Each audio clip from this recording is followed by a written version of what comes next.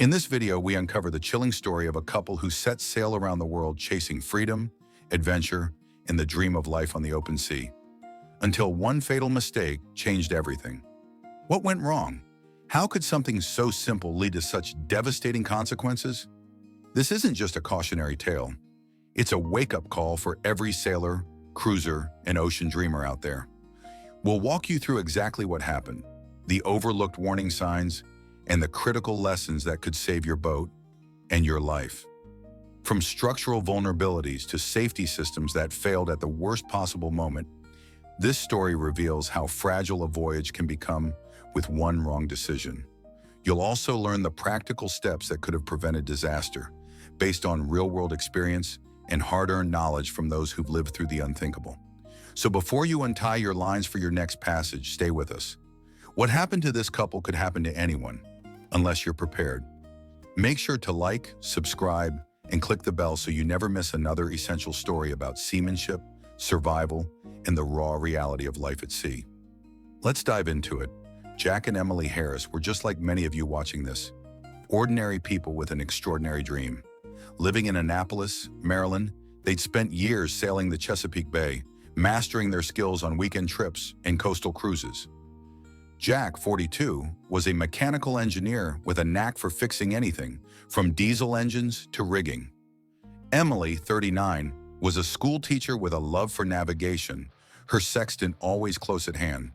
Together, they were a perfect team, their complementary skills honed over a decade of sailing their 38-foot island packet, a sturdy blue water cruiser named Wanderlust. The boat, built in 1990 by Island Packet Yachts in Florida, was no luxury yacht but a reliable workhorse. Designed for long passages with a full keel, a 4-foot 6-inch draft, and a displacement of 21,000 pounds. Its 800 square feet of sail area and 50 horsepower Yanmar diesel engine made it ideal for the journey they planned, a circumnavigation of the globe. The dream took shape in 2022, when Jack and Emily decided to sell their home, quit their jobs, and commit to the adventure of a lifetime. They spent 2 years preparing Wanderlust, investing their savings in upgrades to make her ocean-ready. They installed a new mainsail in Genoa, both from North Sails with reinforced stitching for durability. A 170-gallon water tank and a 57-gallon fuel tank were cleaned and tested, ensuring they could go weeks without reprovisioning. A water maker capable of producing 6 gallons of fresh water per hour was added to supplement their supply. For power, they mounted 2 100-watt solar panels, charging a bank of 4 12-volt AGM batteries. Navigation was upgraded with a Raymarine chart plotter, an AIS transponder, and a single sideband radio for long-range communication. They carried a 406 MHz EPIRB, a personal locator beacon, and a 10-foot inflatable dinghy for shore trips. Every through hull was inspected, every seacock greased, and the standing rigging, the wire supporting the mast, was replaced with 1x19 stainless steel wire, sized at 5/16" for strength. Their route was a classic westward circumnavigation, starting from Annapolis in June 2023. They'd sail down the Chesapeake Bay to Norfolk, Virginia, then head to the Caribbean, a 1,200-mile passage. From there, they'd transit the Panama Canal, cross the Pacific to the Marquesas Islands, continue to Tahiti, Fiji, and Australia, then navigate the Indian Ocean to Mauritius, South Africa, and back across the Atlantic to the US, a journey of roughly 25,000 nautical miles.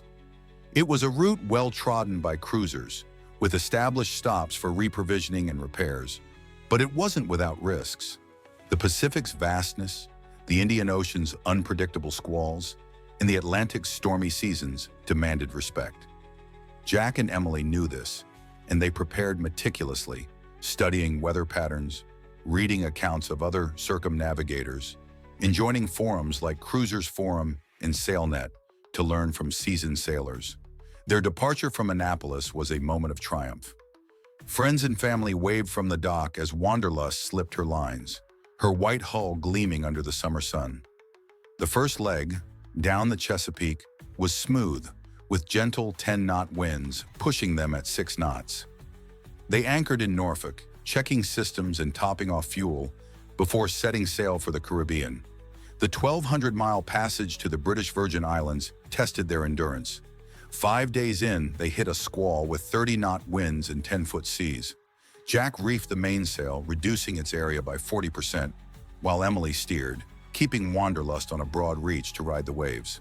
The autopilot, a Raymarine EV-400, struggled under the load, so they hand-steered for hours, their harnesses clipped to jack lanes running along the deck. It was exhausting, but they emerged unscathed, their confidence growing. In Tortola, they celebrated with other cruisers, swapping stories over rum punches and inspecting a tear in their Genoa, which Jack patched with sail tape, promising a proper repair later. The Caribbean was a paradise of turquoise waters and trade winds, but it wasn't without challenges. In Grenada, they discovered corrosion on a lower shroud, one of the wires supporting the mast. It was a common issue in saltwater environments where stainless steel can hide fatigue until it fails. They replaced it with a spare, a 20-foot length of 5/16-inch wire, using stay-lock fittings for a secure connection. The repair took a day, with Jack sweating under the tropical sun, but it was a reminder of the maintenance demands of long-term cruising. They also faced provisioning challenges, learning to store 170 gallons of water and 200 pounds of dry goods in Wanderlust's limited lockers. Emily became adept at baking bread in their small propane oven, while Jack tinkered with the water maker, which clogged twice due to plankton in coastal waters. The Panama Canal transit in January 2024 was a logistical hurdle. They paid $2,500 in fees, hired line handlers, and navigated the Gatun locks, where Wanderlust was rafted to a larger yacht to save space. The 50-mile passage took 2 days, with Jack and Emily taking turns at the helm, dodging freighters and managing 8-knot currents. Emerging into the Pacific, they felt a surge of excitement. The largest ocean lay ahead, a 4,000-mile crossing to the Marquesas. They stocked up in Panama City, filling every locker with rice, beans, and canned goods, and topped off their 57-gallon diesel tank, enough for 300 hours of motoring at 2,000 RPM. The Pacific crossing was a 30-day marathon, their longest passage yet. They settled into a routine, 3-hour watches with Jack and Emily alternating day and night shifts. They sailed wing on wing, with the mainsail on one side and the Genoa pulled out on the other, maximizing speed in the 15-knot trade winds. Their average speed was 5.5 knots, covering 130 miles per day. The watermaker hummed, producing 6 gallons per hour, but a clogged filter forced them to ration water for 2 days until Jack replaced the membrane. They caught mahi-mahi with a hand line, supplementing their diet, and marveled at bioluminescent plankton lighting up the wake at night. But the isolation was real. With no land in sight, they relied on their SSB radio for weather updates, downloading GRIB files via a PACTOR modem. A minor scare came when the autopilot's clutch slipped, requiring Jack to recalibrate the hydraulic ram, a task that took 4 hours in a rolling sea. The Marquesas, with their lush peaks and clear anchorages, were a welcome sight. They anchored in Taiohae Bay, Nukuhiva, and spent weeks exploring, trading canned goods for fresh fruit with locals. The Pacific continued to test them. In Tahiti, they repaired a torn mainsail seam using a Sailrite sewing machine they'd brought aboard. In Fiji, they faced a fuel contamination issue, with algae clogging the Yanmar's filters. Jack flushed the tank with biocide, a messy job that took 2 days, while Emily scrubbed the hull to remove barnacles, improving their speed by half a knot. These were the realities of cruising: constant maintenance, problem-solving, and adaptation, tasks familiar to any live-aboard sailor. By August 2024, they reached Australia, docking in Cairns after a 2,500-mile passage from Fiji. The Great Barrier Reef was a highlight, though navigating its coral heads required precise chart plotting and daylight transits. They spent months in Australia, hauling out Wanderlust for a bottom job, applying new anti-fouling paint to prevent marine growth. They also upgraded their anchor chain, swapping 200 feet of 3/8-inch galvanized chain for high-tensile G4 chain, reducing weight without sacrificing strength. Socially, they thrived, joining barbecues with other cruisers and sharing tips on Indian Ocean passages. The camaraderie of the cruising community, a lifeline for many, was a source of joy and knowledge. The Indian Ocean, their next challenge, was a 2,000-mile crossing from Cocos Keeling to Mauritius, a route known for its squalls and variable winds. They departed Cocos Keeling in November 2024 with Wanderlust in top shape, or so they thought. They'd inspected the rigging in Australia, but one critical piece of equipment, the preventer line, was overlooked. The preventer, a half-inch Dacron line running from the boom to a pad-eye on the deck, was meant to stop the boom from swinging in an accidental jibe, a sudden shift of the mainsail caused by a wind change. The line was old, its fibers frayed from UV exposure, but Jack, pressed for time, assumed it would hold for one more passage. It was a small oversight, one many cruisers make, but it would prove fatal. 10 days into the crossing, they were sailing wing on wing in 20-knot winds with 8-foot seas. The weather was stable, with a high-pressure system forecast for the next 48 hours.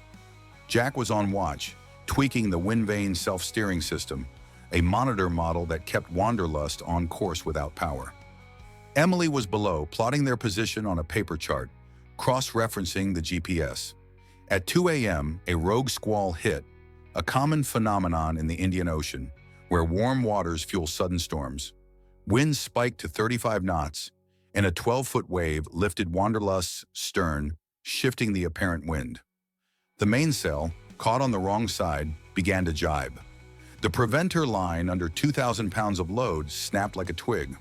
The boom, a 15-foot aluminum spar weighing 200 pounds, swung violently across the cockpit, striking Jack in the chest. He was knocked overboard, his harness unclipped as he'd been adjusting the vang, a line controlling the boom's vertical angle. Emily heard the crash and rushed on deck, her headlamp cutting through the darkness.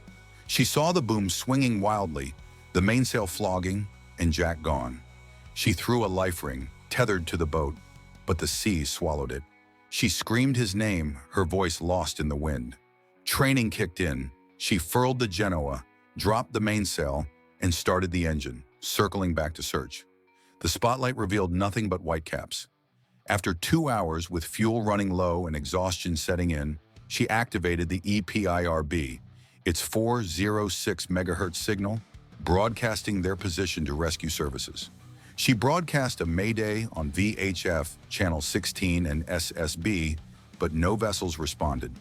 Alone in 35-knot winds, she secured the boom, tied down loose gear, and set a sea anchor, a parachute-like device to stabilize Wanderlust in the storm. Rescue came 18 hours later, when a French yacht 50 miles away diverted to assist. They found Emily, hypothermic and in shock, but no sign of Jack. The Mauritius Coast Guard launched a search, but after 72 hours it was called off. Jack was presumed lost at sea, a tragedy that shook the cruising community. Emily, with help from fellow sailors, sailed Wanderlust to Mauritius, where she spent weeks grappling with grief and guilt. She eventually sold the boat, unable to continue without Jack, and returned to the U.S., her dreams shattered. What went wrong? The fatal mistake was the preventer line, a $50 piece of equipment that could have been replaced in an hour. UV degradation, a silent killer of synthetic lines, had weakened it over years of exposure. A new line, preferably Dyneema, with a braking strength of 10,000 pounds would have held. Jack's decision to work without a harness was another error, one born of fatigue and familiarity. In 35-knot winds and 12-foot seas, a clipped harness, tethered to a jack line, would have kept him aboard, even after the boom's impact. These were small oversights, but in the unforgiving ocean, small mistakes kill. The warning signs were there. In Australia, another cruiser had mentioned checking preventer lines, but Jack brushed it off, focused on other repairs. The weather forecast, downloaded via SSB, showed a stable high, but squalls are notoriously unpredictable in the Indian Ocean, where warm waters and trade winds spawn sudden storms. A grid file from 12 hours earlier might have shown a low-pressure system forming, prompting them to reef early or avoid wing-on-wing. Their fatigue after 10 days at sea dulled their vigilance, a common issue on long passages where sleep deprivation clouds judgment. The lessons are stark. First, inspect and replace critical lines regularly. A preventer should be checked for chafe, UV damage, and knot integrity before every passage. Dyneema or spectra with high strength-to-weight ratios are ideal. Second, always wear a harness in rough conditions, clipped to a jackline or hardpoint. A modern harness with a quick-release shackle and a personal AIS beacon can mean the difference between rescue and loss. Third, monitor weather obsessively. A satellite phone or Iridium GO can provide real-time updates, supplementing SSB downloads. Fourth, prepare for emergencies. Emily's sea anchor and EPIRB were lifesavers, but a pre-drilled man-overboard plan, including a GPS waypoint and a tethered life sling, might have helped. This tragedy wasn't unique. In 2019, a cruiser was lost off South Africa when a jibe snapped a preventer, crushing his skull. In 2021, a couple in the Pacific survived a similar incident, but only because they wore harnesses. Forums like Sailing Anarchy and Cruisers Forum are filled with stories of near misses, where frayed lines, skipped inspections, or lapses in protocol turned routine passages into nightmares. Jack and Emily's story is a wake-up call, a reminder that the ocean demands respect, preparation, and humility. For those of you planning your own passages, take these steps before you sail. Check your rigging from shrouds to preventers, using a magnifying glass to spot corrosion or cracks. Test your safety gear, EPIRBS, life jackets, and tethers, and practice man-overboard drills with your crew.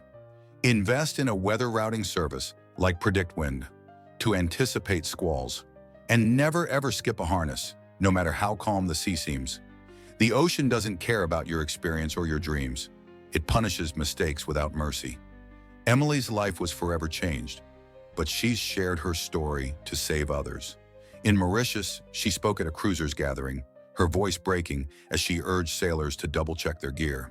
She's back in Annapolis now, teaching navigation to new sailors, passing on Jack's love for the sea while warning of its dangers. Wanderlust sails on under new owners, a bittersweet reminder of a dream that ended in tragedy. Before you cast off, ask yourself, are your lines strong enough? Are your systems ready?